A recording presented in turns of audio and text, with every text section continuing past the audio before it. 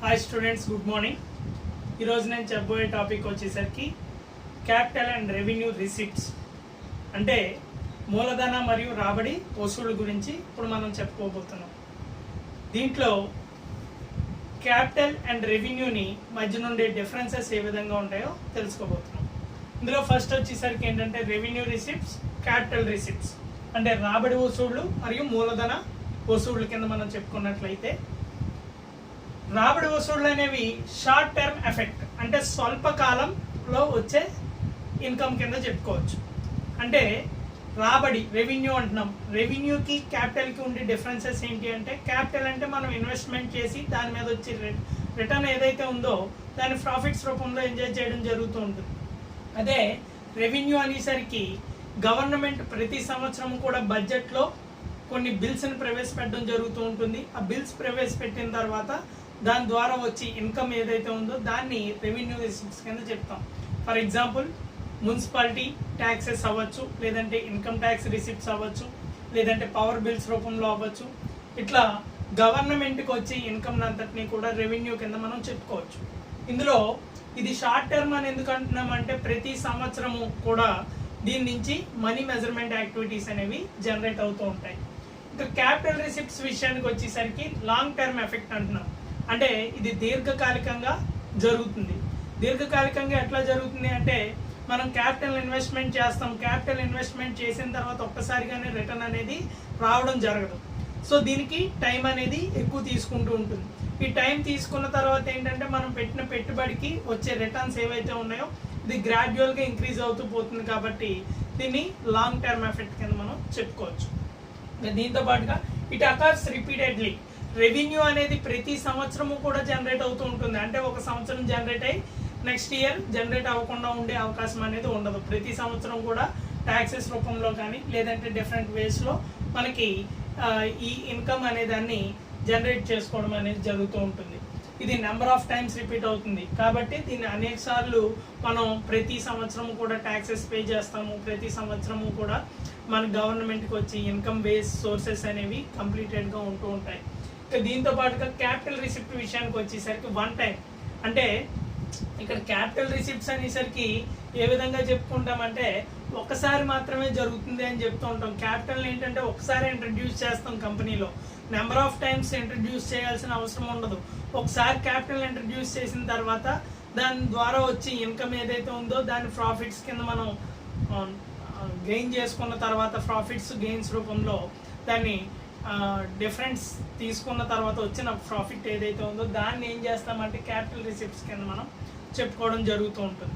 ఇంకా అదేవిధంగా show in P&L account. Revenue receipts వచ్చేసరికి P&L అకౌంట్లో క్రెడిట్ సైడ్ రాసుకుంటూ ఉంటాం.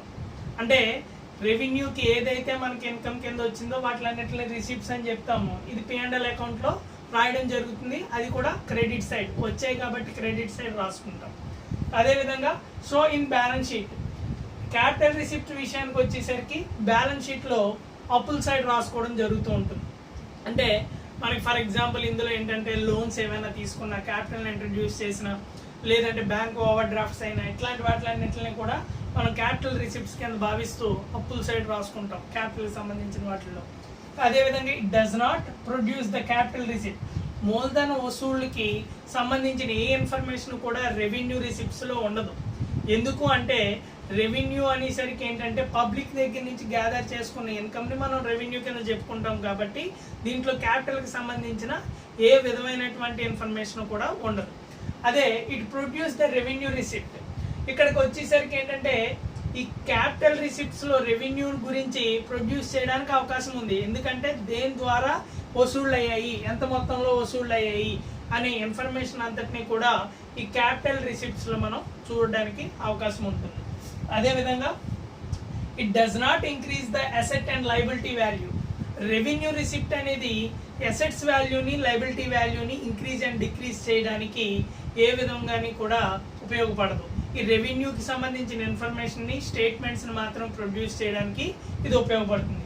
ఇంకా క్యాపిటల్ రిసిప్ట్ విషయానికి వచ్చేసరికి it change the value of asset or liability value.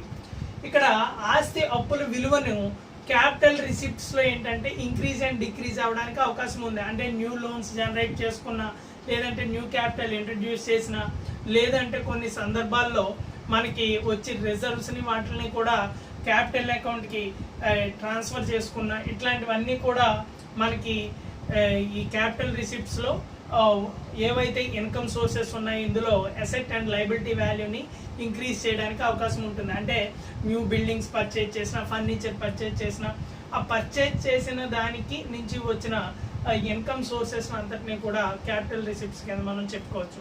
ఇదే విధంగా క్యాపిటల్ అండ్ రెవెన్యూ ఎక్స్పెండిచర్స్ విషయానికి వచ్చేసరికి, ఎక్స్పెండిచర్ అనేసరికి ఏంటంటే రెవెన్యూ ఎక్స్పెండిచర్ అంతా కూడా P&L అకౌంట్లో డెబిట్ బ్యాలెన్స్ని చూపిస్తూ ఉంటుంది. అదే క్యాపిటల్ ఎక్స్పెండిచర్ వచ్చేసరికి ఇది కూడా మనం ఏ విధంగా చెప్పుకుంటాం అంటే వే ఆఫ్ ఎక్స్పెన్సెస్ కింద P&L అకౌంట్లో షో చేయడం జరుగుతూ ఉంటుంది. వీటిలోకి వచ్చేసరికి ఏంటంటే ఒక అసెట్ వాల్యూని తీసుకున్నట్లయితే రెవెన్యూలోకి వచ్చేసరికి ప్రతి సంవత్సరము కూడా ఆ సంవత్సరంలో కొనుగోలు చేసిన అసెట్ని మాత్రమే, అంటే ఇప్పుడు ప్రజెంట్ ఇయర్లో పర్చేజ్ చేసిన అసెట్ ఏదైతే ఉందో ఆ అసెట్ వాల్యూని మాత్రమే ఆ ఇయర్లో రెవెన్యూ కింద మనం రెవెన్యూ జనరేట్ చేసిన ఎక్స్పెండిచర్ కింద మనం చెప్పుకోవచ్చు. అదేవిధంగా క్యాపిటల్కి సంబంధించిన వాటిల్లో అయితే కనుక ఒక సంవత్సరం పర్చేజ్ చేసిన అసెట్ వాల్యూని నెంబర్ ఆఫ్ ఇయర్స్ని క్యారీ ఫార్వర్డ్ చేసే అవకాశం ఉంటుంది. దీన్ని అంతటినీ కూడా క్యాపిటల్ ఎక్స్పెండిచర్ అంటాం.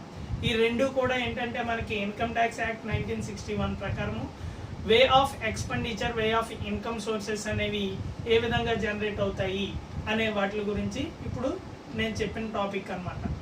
Okay, thank you.